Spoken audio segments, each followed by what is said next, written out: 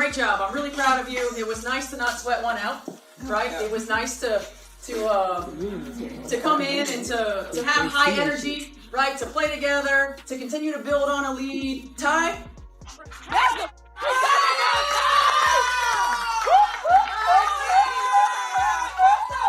It's the ultimate, I hope you understand, it's the ultimate compliment that we can trust you to start you in a game and to play you these kind of minutes and to know that you're... Something is very wrong in Indiana. A sold-out crowd suddenly turns into empty seats. A national TV audience disappears overnight. And the head coach? She looks happier without her superstar. Tonight, we're breaking down the moment that has WNBA fans asking one question. Is there a deeper divide between Stephanie White and Caitlin Clark? Because what happened during this game wasn't just about an injury. It may have exposed a fracture inside the Indiana Fever organization. By the way, you guys know I watched the ticket sales. I've long history of me doing videos and showing you guys ticket sales. The great majority of the tickets for this game were sold prior to the Mercury game the other night. Why? It's simple. Kate Martin plays for the Los Angeles Sparks, and people thought they were finally going to get the Caitlin Clark, Kate Martin reunion game tonight, and they didn't get that. May 9th, Indiana Fever versus Los Angeles Sparks. A primetime matchup on national television. This should have been one of the biggest games of the season. Why? Because fans expected something special. A reunion between Caitlin Clark and her former Iowa teammate, Kate Martin. But then everything changed. Caitlin Clark didn't play. Officially, injuries. Back, throat, groin. Multiple issues all at once. And just like that, the hype collapsed.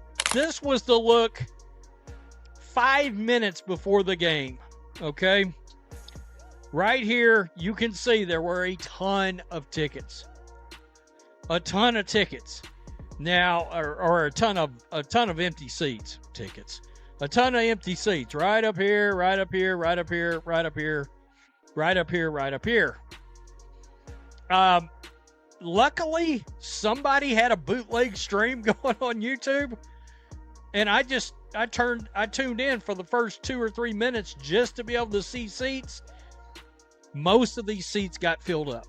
Okay, I'm not going to come on here and blow smoke up your asses. 5 minutes before tip-off, entire sections of the arena were empty. Now, yes, some seats filled in later. But that's not the real story. Because in modern sports, TV ratings matter more than attendance. Fans might still show up if they already bought tickets. But television? That's a real-time decision. And early projections suggested something alarming. A potential drop from 2.5 million viewers to under 1.4 million. That's not a dip. That's a collapse. If the CBS ratings come back and they're less than, let's say, 1.4 million, well, didn't they just have a nationally televised game that was like 2.5 million viewers?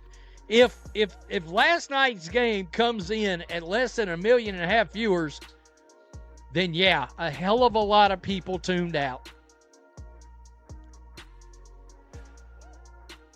And we all know in sports, it is the media rights deal where the money is made. You want to hit a team and a league in the pocketbook, you don't turn the TV on. Here's what most people don't understand. The WNBA doesn't survive on ticket sales. It survives on media rights deals. And those deals depend on one thing: viewership. If fans don't watch, networks don't pay. And if networks don't pay, the entire league feels it. So, when a single player's absence causes a massive ratings drop, that player isn't just important. She's essential. Kate Martin plays for the Los Angeles Sparks, and people thought they were finally going to get the Caitlin Clark, Kate Martin reunion game tonight, and they didn't get that. I know we talked a lot about a boycott. I never expected that to show in the attendance. I didn't. Where it's going to show is the television ratings, which is where it counts. All right. Ticket sales are great. And yeah, we've very much taken note when there's 2,000, 3,000, 4,000 fans missing. But people had bought tickets to try to see this right here. Then came the moment that changed everything. After the game, Stephanie White addressed her team. Roll the clip. Great job. I'm really proud of you. It was nice to not sweat one out. Did you catch that? It was nice to not sweat one out. That's not just relief. That's different energy. And then, she nearly gets emotional praising a role player. But when Caitlin Clark dominates games, the tone isn't the same. Fans noticed. And once you see it, you can't unsee it.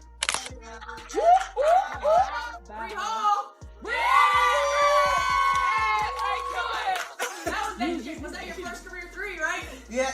Oh, really good team win. I'm proud of you guys.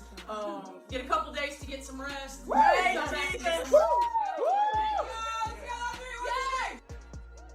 Okay. Oh, Kelsey Mitchell's happy. She's happy. She scored like 26 points last night. Of course she's happy. Look at this. Evelyn DR posted this, and we saw it just now. Stephanie White was on the verge of tears talking about Ty Harris's performance. So, what's really going on here? There are two possible explanations. Option 1. This is just coaching philosophy. Stephanie White prefers structure, control, system basketball. Option 2. There's a fundamental mismatch between coach and superstar.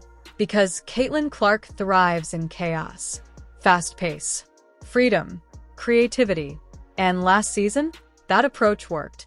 The Fever went from irrelevant to a playoff team. But this season, everything feels restricted.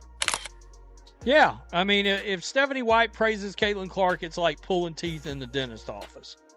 Let's just be real. It takes everything in her soul to give Caitlin Clark a compliment. Last year, you witnessed what Stephanie White wanted. And again, I think last year's run in the long term is going to hurt Caitlin Clark's existence with the Fever and or Stephanie White's existence. One of the two will not be on the team. Caitlin Clark will either be like, F it, I'm fed up, I want to be traded, or Stephanie White's going to get run out. And if I own an organization, your ass is hitting the bricks. I'm not losing Caitlin Clark under any circumstances. Now, let's talk about the injuries. Are they real? Probably. But the timing? That's what raises eyebrows. Because players play through pain all the time, especially for big games. And this wasn't just any game. It was national TV high fan demand major storyline matchup. So, why sit your biggest star now? Was it purely medical? Or something more? This isn't just about one game. It's about the WNBA's relationship with star power. Because like it or not, every league depends on superstars. The NBA has LeBron. The NFL has Mahomes. And right now, the WNBA has Caitlin Clark. She brings ratings fans attention. But instead of fully embracing that, there seems to be tension. A discomfort with one player becoming bigger than the system. And that could be a dangerous mistake. So, where does this go from here? There are only two real outcomes.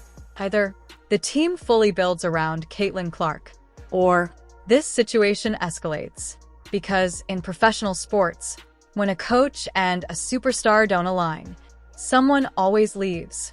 And if you're Indiana, that decision is simple.